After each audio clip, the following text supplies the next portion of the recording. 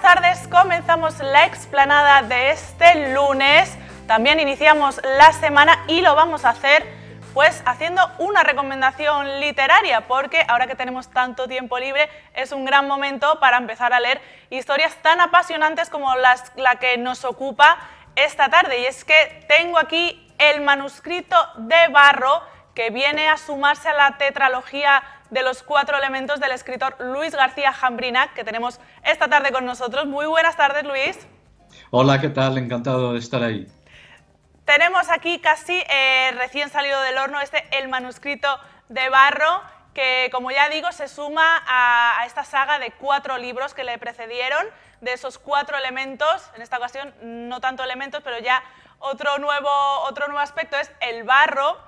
Y dicen que no hay quinto malo. Luis, ¿aquí te vas a plantar o tienes previsto continuar con la saga?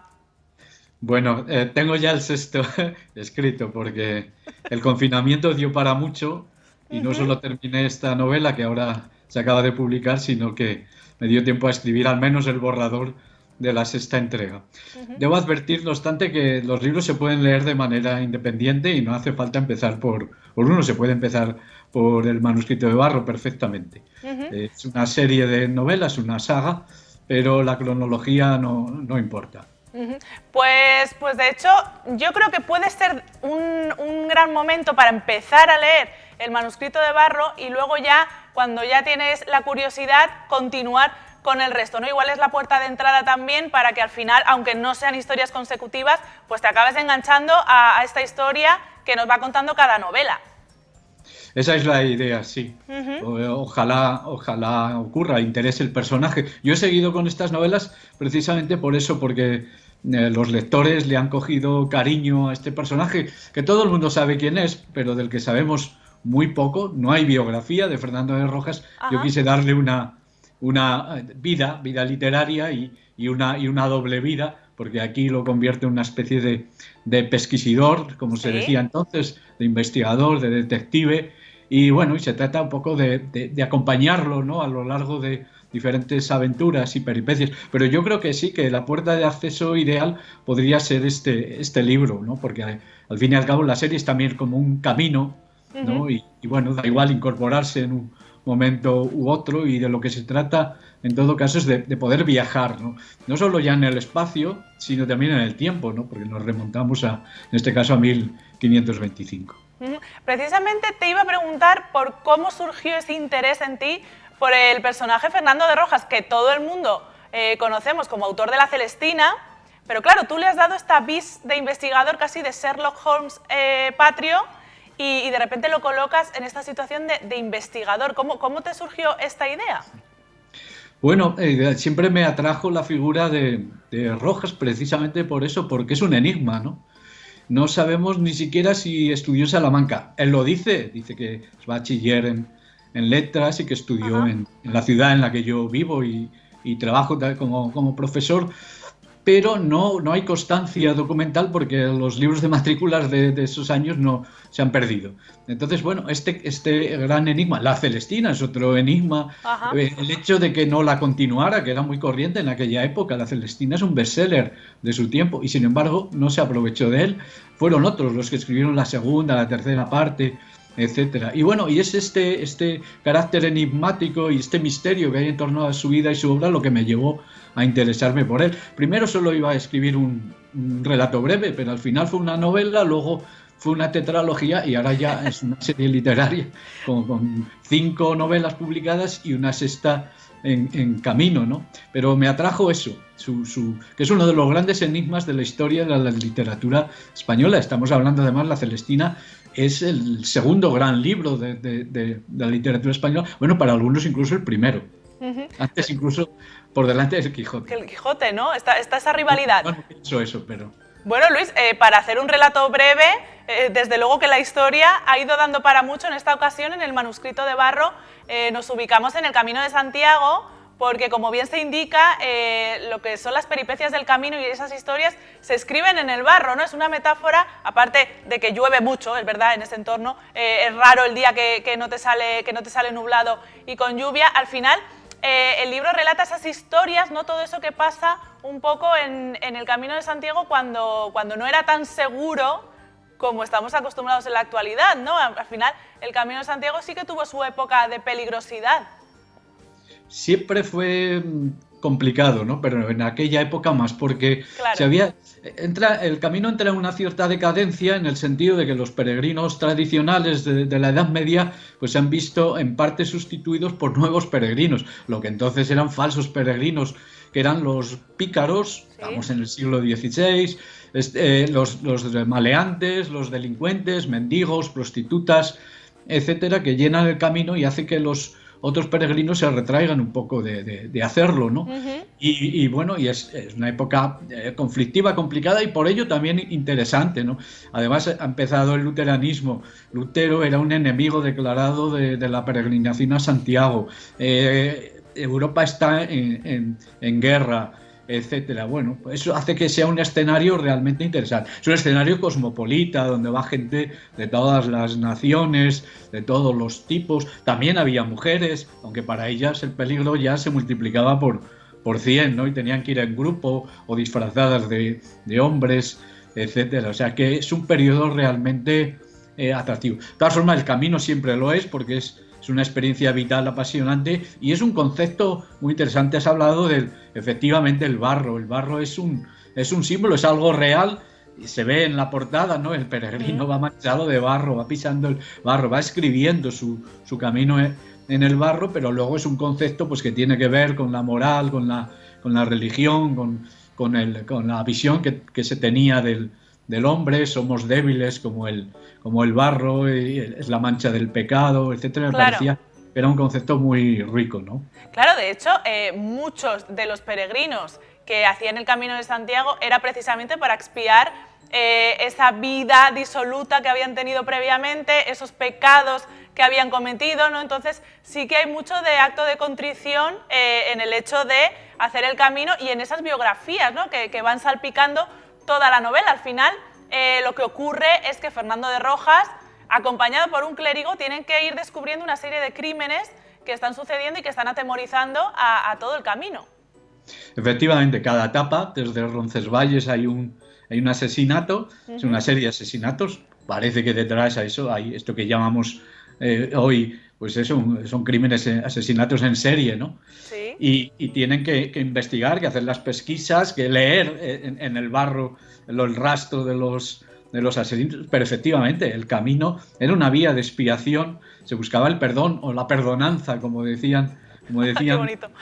Pero también es un camino de perdición también, porque muchos lo hacían precisamente porque brindaba muchas ocasiones de pecar. Ahí donde se concentra mucha gente, se pasa por muchos lugares, etcétera, pues es una ocasión, se multiplica la posibilidad de pecar. Y tenía esta doble cara. Esto siempre lo había tenido, pero en esa época mucho más, porque eso estamos al comienzo de la Edad Moderna, el humanismo, el Renacimiento, etcétera, y ahí hay como dos mundos en conflicto, ¿no? Y están representados además por los dos protagonistas de la novela, que son Rojas y luego el clérigo Elías do Cebreiro y Archivero, que es el entusiasta del Camino de Santiago. Son dos visiones que chocan, pero que luego, pues a lo largo del camino, como siempre pasa, pues se van contaminando el uno del otro y se van haciendo amigos. Vale, es un poco relación también Quijote y Sancho, ¿eh? Efectivamente. Es uno de los referentes de la... Yo juego mucho de esta novela, yo juego mucho con eso, con alusiones literarias. No hace falta. Hay quien las verá y quien no las verá, eso es lo de menos, ¿no? Claro. Pero eso, jugar con la literatura clásica no tiene que ser algo sagrado que está ahí en lo alto. ¿Qué va? La literatura clásica española está llena de vida y de personajes que todavía nos tienen muchas cosas que decir, ¿no? Y yo trato pues un poco de incorporar toda esta herencia que tenemos a mis novelas, ¿no? Y efectivamente esa pareja pues es el calco de otra pareja, la pareja más importante, ¿no?, de la historia de la literatura universal, aunque también está Sherlock Holmes y Watson, ¿no? O sea, sí, es la lo hemos mencionado antes. claro, y la literatura popular, que están mezcladas en esta novela.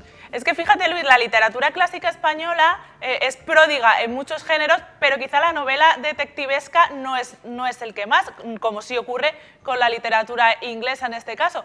De alguna manera es una forma de, bueno, recurrir a esos referentes de nuestra literatura, pero ubicándolos en estas tramas que pueden pertenecer a otras cercanas, pero que aquí no se han desarrollado mucho. Teníamos ahí una pequeña carencia también.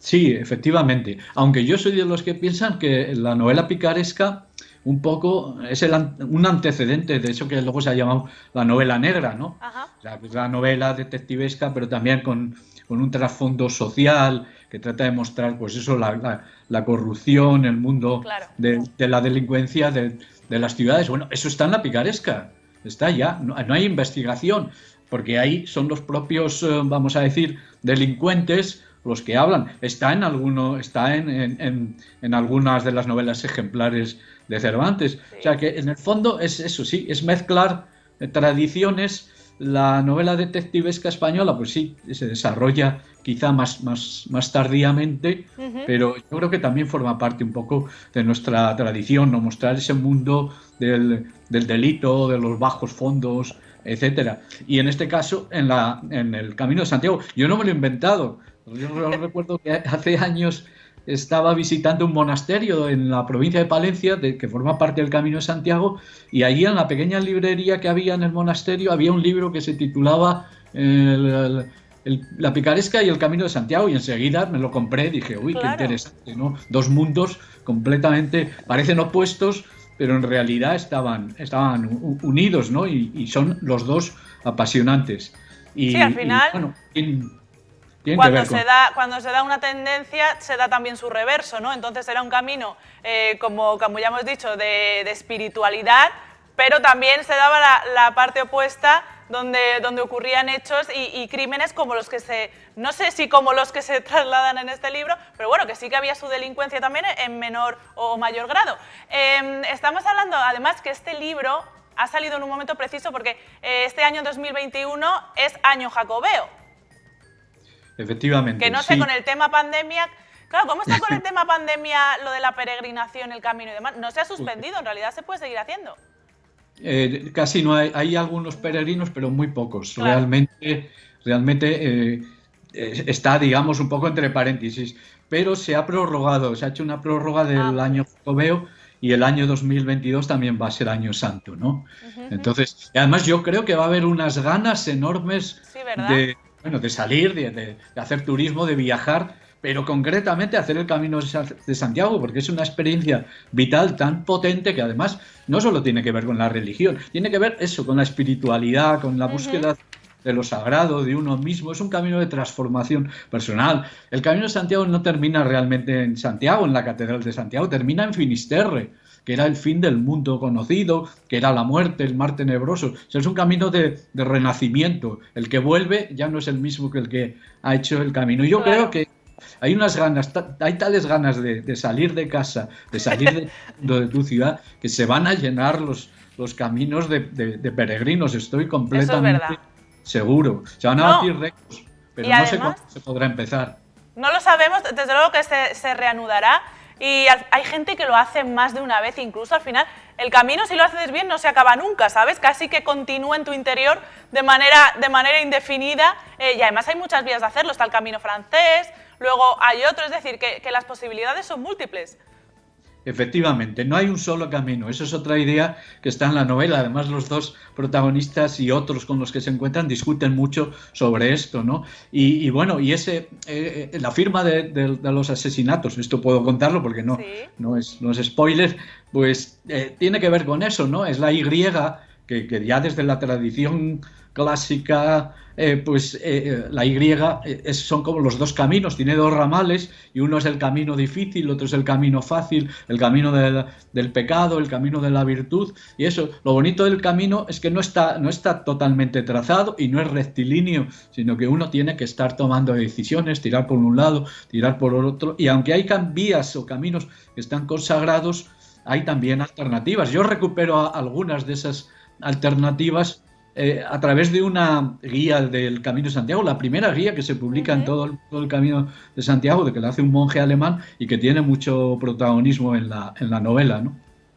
Además, esta novela coincide con, bueno, con un entorno que ya hemos comentado, el Camino de Santiago, que da para mucho, incluso en la realidad. Hemos sido testigos de historias que han sucedido en la Catedral de Santiago. El apellido del clérigo de tu novela, que es Ocebreiro, también tiene conexión con un personaje real. No sé si con el fraile de Ocebreiro, que sabes que estuvo envuelto en un asunto bastante turbio en la realidad. Y luego la propia Catedral de Santiago ha dado lugar a historias de intrigas como el robo del códice, que también es una historia que da para película, en fin, que es un entorno donde surgen muchas tramas. Efectivamente, y eso es lo que lo hacía atractivo, ¿no? El personaje de Elías de Ocebreiro es un guiño, es un homenaje a un cura que fue párroco de Ocebreiro, Elías Baliña, que fue el que recuperó el camino, porque el Camino de Santiago se había perdido prácticamente. Es curioso, pero en los años 40, 50 y comienzos de los 60 prácticamente no había peregrinos. Se había borrado ya el trazado de muchos caminos, se había solapado con carreteras, etcétera. Y este hombre, por su propia iniciativa, además conocía muy bien el camino porque había hecho su tesis doctoral sobre él, se dedicó incluso a pintar las flechas amarillas que indicaban a los peregrinos por dónde tenían que ir, por dónde discurría el camino tradicional. Y bueno, he querido homenajearlo porque fue él el que lo recuperó y ya se vio que al cabo de muy pocas décadas el camino volvió a vivir una segunda edad de oro en la que estaba. Y este año, bueno, o el año que viene, ya veremos, seguramente se batan récords de peregrinos, pero porque eso, el camino se había recuperado, ¿no?